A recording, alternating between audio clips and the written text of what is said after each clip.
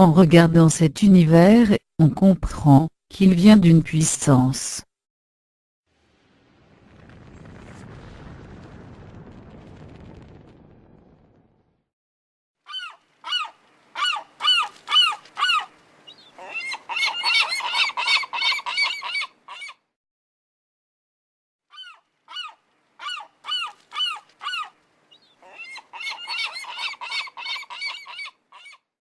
Cette puissance produit des choses et des êtres complexes.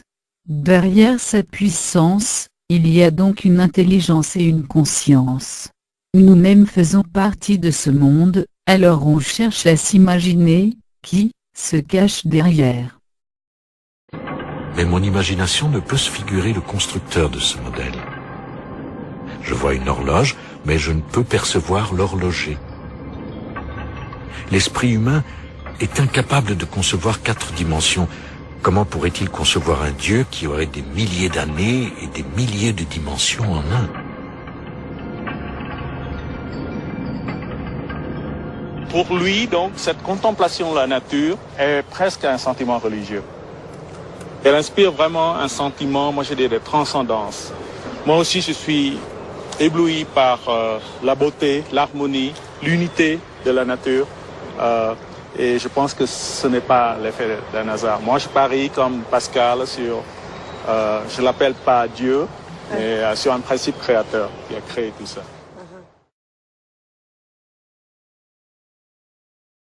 L'univers, et c'est une imposture quelque part que de faire croire que ce sont les physiciens qui vont nous donner un jour l'explication de l'univers. C'est pas du tout le problème.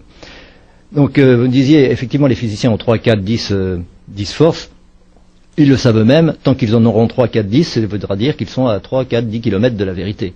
Ils ne seront dans le vrai que lorsqu'ils seront dans une seule réalité, parce qu'il n'y a pas 36 réalités. Il y a je suis, c'est la certitude, j'ai la sensation d'un univers. À partir de là, si je n'arrive pas à comprendre cette réalité unique par quelque chose d'infiniment simple, c'est que j'ai pas encore la maturité suffisante pour avoir compris comment ça se passe. Donc,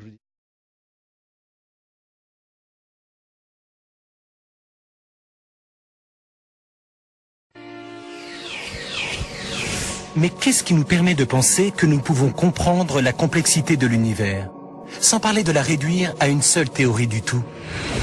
Nous avons R menu moins 1 demi G menu R, tu te souviens de la formule, égale 8 PGT.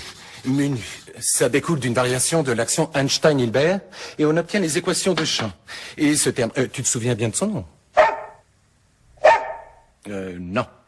C'est la courbure scalaire. C'est le tenseur de Ricci. Est-ce que tu as révisé au moins? Vous aurez beau vous évertuer, on ne peut pas enseigner la physique à un chien. Son cerveau n'est pas câblé pour ça.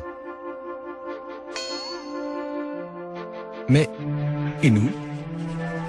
Comment savons-nous que nous sommes capables de comprendre les lois les plus profondes de l'univers? Eh bien, pour les physiciens d'aujourd'hui, cela ne fait aucun doute. Et nous reprenons là où Einstein l'a laissé, la quête de l'unification. L'unification serait la formulation d'une loi, décrivant sans doute tout l'univers connu à partir d'une seule idée, d'une équation maîtresse. Et nous envisageons comme possible cette équation maîtresse parce que, disons au cours de ces 200 dernières années environ, notre compréhension de l'univers nous a fourni un faisceau d'explications qui tendent absolument toutes vers un seul et même point. Elles semblent bien converger vers l'unique idée en or que nous cherchons encore sans pouvoir la trouver.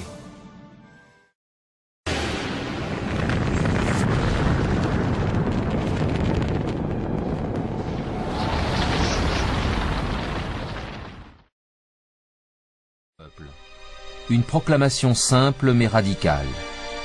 Il n'y a qu'un Dieu.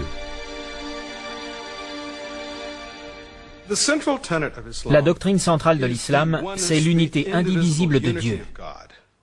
Pas quelque chose à quoi l'on porte un intérêt de pure forme, mais un concept absolument primordial. L'unité divine dépasse l'énoncé qu'il n'y a qu'un Dieu. et aucune autre déité. C'est ne penser qu'à une chose. Donc penser assez bien à son statut, au pouvoir, c'est faire preuve d'idolâtrie intellectuelle.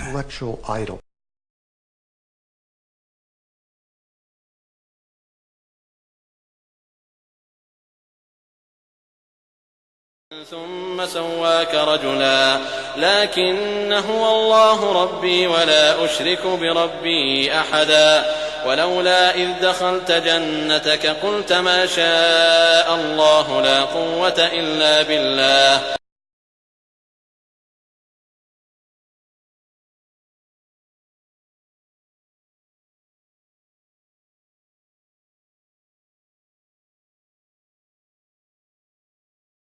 Cela ne fait aucun doute, et nous reprenons là où Einstein l'a laissé, la quête de l'unification. L'unification serait la formulation d'une loi, décrivant sans doute tout l'univers connu à partir d'une seule idée, d'une équation maîtresse.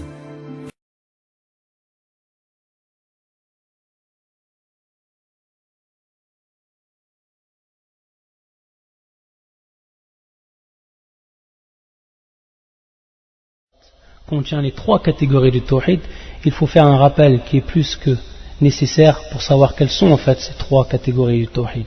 Quelles sont ces trois catégories du tawhid? Donc tout le monde le sait, c'est que la première catégorie, tawhid al-rububiyya. La première catégorie, tawhid al-rububiyya. Et c'est ce qu'on appelle l'unicité d'Allah dans la souveraineté.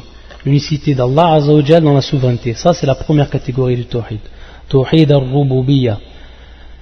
Et on va expliquer pour chacun de ces catégories quelles sont leurs significations. Ensuite, la deuxième catégorie, c'est Tawhid al-Uluhiyya. Tawhid al-Uluhiyya. C'est-à-dire l'unicité d'Allah Azzawajal dans l'adoration. L'unicité d'Allah Azzawajal dans l'adoration. Tawhid al-Uluhiyya. Et comme on sait, c'est que ce terme est aussi traduit par Tawhid al-Ibada. C'est pour ça qu'on traduit par l'unicité d'Allah dans l'adoration. Tawhid al-Ibada. Donc là on dit Tawhid al-Ibada ou Tawhid al-Uluhiyya ou Tawhid al-Ilahiyya, ce sont des termes en fait qui ont la même signification et qui sont en fait des synonymes et des termes techniques qui sont employés pour bien insister, pour mettre en évidence que ce Tawhid là, c'est le Tawhid de l'adoration et c'est le Tawhid principal, le Tawhid avec lequel les envoyés ont été envoyés et les livres ont été descendus. Taïb. Et ensuite la troisième catégorie, Tawhid al-Asma'i wa Sifat. Tawhid al-Asma'i wa Sifat. Ça c'est la troisième catégorie. Et donc ces trois catégories, et donc on traduit la dernière catégorie par l'unicité d'Allah dans les noms et les attributs. Bismillahirrahmanirrahim. Qul a'udhu bi rabbin nas. Au nom d'Allah, le tout miséricordieux, le très miséricordieux. Dis, je cherche protection auprès du Seigneur des hommes. Malikin nas. Le souverain des hommes. Ilahin nas. Dieu des hommes. Min sharril waswasil khannas. Contre le mal du mauvais conseiller, furtif. الذي يوسوس في صدور الناس